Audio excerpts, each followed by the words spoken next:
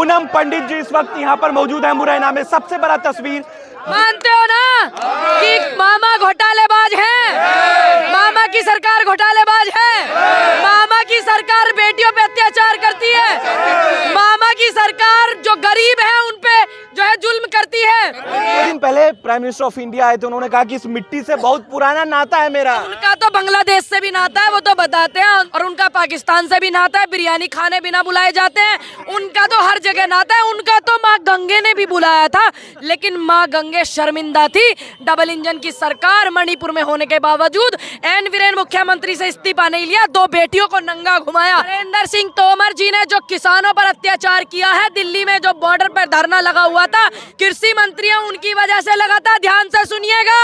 और किसानों को वो आतंकवादी बताते थे, और मध्य प्रदेश में किसान और मजदूर सबसे ज्यादा है, तो क्या आप लोग आतंकवादी हो? नहीं है ना। जो दिल्ली में धरना था वो आपका था नहीं।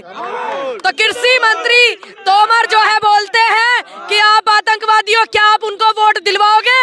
अपने रिश्तेदारों को फोन करके कहना कि उनको वोट न दें, डिसाइड कर लें कि मुख्यमंत्री शिवराज बनेंगे या नरेंद्र तोमर बनेंगे। पहले आपस में डिसाइड कर लें, क्योंकि दोनों ही चुनाव हार रहे हैं।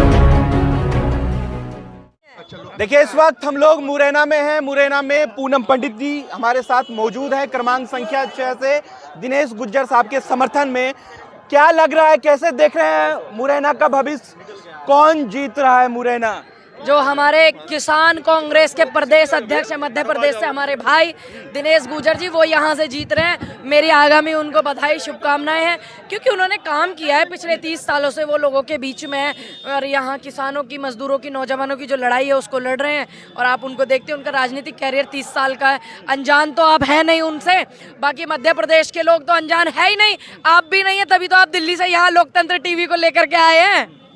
कह रहे हैं कि मामा सरकार बनाना जा रहे हैं, पुनः चीफ मिनिस्टर बनने वाले हैं, पूरा हंगामा चल रहा है प्रदेश। देखिए मामा की हालत जो इस टाइम गर्म है, टाइट है, थोड़ा गेज डाल करके, उस थर्मामीटर डाल के चेक कर लेना। आज जो हालत टाइट है वो कारण है 19-20 साल से जो उनकी सरकार बनी रही, और अब की बार जो उन्होंने टिक्की चोट्टा ने जो सरकार को तोड़ करके, कमलनाथ सरकार को जो सरकार बनाई है, इनका दोहरा चरित्र जो है, तोड़ करके, जोड़ करके, पैसे खर्च करके, खरीद फरोख्त कर करके, जो एक राजनीति का जो समीकरण पूरा बदला हुआ है छल करके, उसको सब जानते हैं। तो इसलिए अभी ये वाली बात है ना, मुझसे तो बोल रहे हैं कमलनाथ जी की, वो सॉरी शिवराज जी के आगे मत बोल देना, खिसे आ जाएंगे वरना वो। देखिए अभी कमलनाथ जी का रोड शो हुआ था आज ही, और उन्होंने कहा कि 2500 घोटाले जो है वो मामा ने किया। आप बातों से सहमत हैं? देखिए बिल्कुल मैं कमलनाथ जी की बातों से सहमत हूँ, क्योंकि नए नेता नहीं है, हमारे बहुत पुराने लीडर हैं, बहुत सी चीजें देखिए, मुख्यमंत्री रहे हैं, और एक एक बात जो बोल के गए, जिम्मेदारी के साथ में बोल के गए। आप मानते हो कि नहीं? मानते हो ना कि मामा घोटालेबाज है, मामा की सरकार घोटालेबाज है, मामा की सरकार बेटियों पे अत्याचार करती है, मामा की सरकार जो गरीब है उन पे जो है जुल्म करती है। मानते हो कि नहीं? आप जहां पर हैं अभी, आप जहां पर हैं अभी, 2 दिन पहले प्राइम मिनिस्टर ऑफ इंडिया आए थे, उन्होंने कहा कि इस मिट्टी से बहुत पुराना नाता है मेरा। उनका तो बांग्लादेश से भी नाता है, वो तो बताते हैं, उन्होंने बताया एक अपनी सभा में कि मेरा तो बांग्लादेश से भी नाता है, और उनका पाकिस्तान से भी नाता है, बिरयानी खाने बिना बुलाए जाते हैं, उनका तो हर जगह नाता है। उनका तो माँ गंगे ने भी बुलाया था, लेकिन माँ गंगे शर्मिंदा थी। डबल इंजन की सरकार मणिपुर में होने के बावजूद एन वीरेन मुख्यमंत्री से इस्तीफा नहीं लिया, 2 बेटियों को नंगा घुमाया। माँ गंगे भी शर्मिंदा थी, तो उन्हें तो माँ गंगे ने भी बुलाया था। चंबल के माटी से रिश्ता नहीं है मोदी का? क्या रिश्ता है बताइए? उन्होंने कहा है। उन्होंने कहा तो कैसे कहा? क्या रिश्ता है बताइए? चंबल की माटी से चंबल के लोगों का रिश्ता है, चंबल की माटी से मध्य प्रदेश के लोगों का रिश्ता है।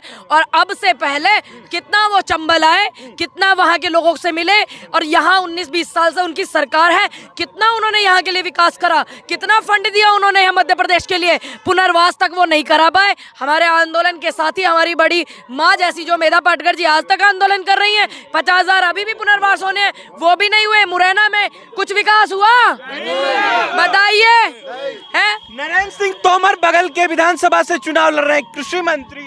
आप तो धरना पे बैठी थी दिल्ली बॉर्डर पे, नरेंद्र सिंह तोमर जी ने जो किसानों पर अत्याचार किया है, दिल्ली में जो बॉर्डर पर धरना लगा हुआ था, इस महान व्यक्ति जो हमारे माननीय कृषि मंत्री हैं, उनकी वजह से लगा था। ध्यान से सुनिएगा। और किसानों को वो आतंकवादी बताते थे, और मध्य प्रदेश में किसान और मजदूर सबसे ज्यादा है। तो क्या आप लोग आतंकवादी हो? नहीं है ना। जो दिल्ली में धरना था वो आपका था या नहीं? तो कृषि मंत्री तोमर जो है बोलते हैं कि आप आतंकवादी हो, क्या आप उनको वोट दिलवाओगे? अपने रिश्तेदारों को फोन करके कहना कि उनको वोट न दें, वो किसानों को आतंकवादी बताते हैं। प्रचार करने की जरूरत नहीं है नरेंद्र सिंह तोमर को, सीट जीत रहे हैं, दिमनी जीत रहे हैं। तीसरे नंबर पर देखिए, ये लीजिए, तीसरे नंबर पे तो वो आ रहे हैं। चलिए सुनते रहिए। अब उनको प्रचार करने की जरूरत नहीं है। इतना ओवर कॉन्फिडेंस कृषि मंत्री जी का शोभा नहीं देता है। ध्यान रखिएगा, शोभा नहीं देता, क्योंकि जनता की वोट अगर लेनी है तो प्रचार तो करना ही पड़ेगा बॉस। और सोचिए, जो व्यक्ति प्रचार करने नहीं आ रहा तो वो तुम्हारे बीच में तुम्हारा काम करने क्या आएगा? आएगा क्या? वो तो तुम्हारे बीच में प्रचार करने नहीं आ रहा। अपने रिश्तेदारों को आज ही फोन घुमाना कि उनको वोट मत दिलाना। कृषि मंत्री को बिल्कुल नहीं मिलेगा। क्यों, तकलीफ है क्या? 50,000 से ज्यादा सीट निकली। अच्छा, अब से पहले जो देश में हुआ है सब वाकिफ हैं। ये व्यक्ति दिल्ली में बैठे हुए रहते हैं, यहाँ मध्य प्रदेश में, और अपनी विधानसभा में झांकते तक नहीं है। आपको पता है इस बात का? फिर कैबिनेट मिनिस्टर हो या देश का प्रधानमंत्री हो, जनता के सामने सबको झुकना पड़ता है। झुकेगी नहीं। जो देश पे राज करेगा वो एक ही व्यक्ति होगा जो जनता के बीच में झुकेगा। मुख्यमंत्री भी बनने वाले हैं नरेंद्र सिंह तोमर, इसलिए दिल्ली से दिमनी। अब एक बात बताइए, अब एक मिनट अब डिसाइड कर लें कि मुख्यमंत्री शिवराज बनेंगे या नरेंद्र तोमर बनेंगे। पहले आपस में डिसाइड कर लें, क्योंकि दोनों ही चुनाव हार रहे हैं। इतने बड़े मंत्री, इतना बड़ा ओहदा। अरे मुख्यमंत्री तक हारे हैं भाई, चुनाव मुख्यमंत्री तक हारे हैं। मैं गर्व से कहती हूँ कि गहलोत जी चुनाव हारे 2 बार और बाद में बने मुख्यमंत्री, बाद में विधायक बने और मुख्यमंत्री बने गहलोत जी। तो मुख्यमंत्री भी चुनाव हारते हैं। इतने ओवर कॉन्फिडेंस में मत रहिए। 200 गाड़ी का काफिला, 200 गाड़ियों का काफिला। आज तो हमारे काफिले में तो 10,000 गाड़ियां थी और बसें थी, और भीड़ की तो तुलना ही नहीं की जा सकती, है ना। तो कमलनाथ जी के स्वागत में, सम्मान में पूरा कार्यकर्ता वहां पे आए हुआ था, और जिले में इतनी भारी भरकम भीड़ थी, जाम लगा हुआ था। तो आप क्या कहेंगे इस चीज के लिए? मोदी जी उनके सभा में आए, पूरे मुरैना को संबोधित किया।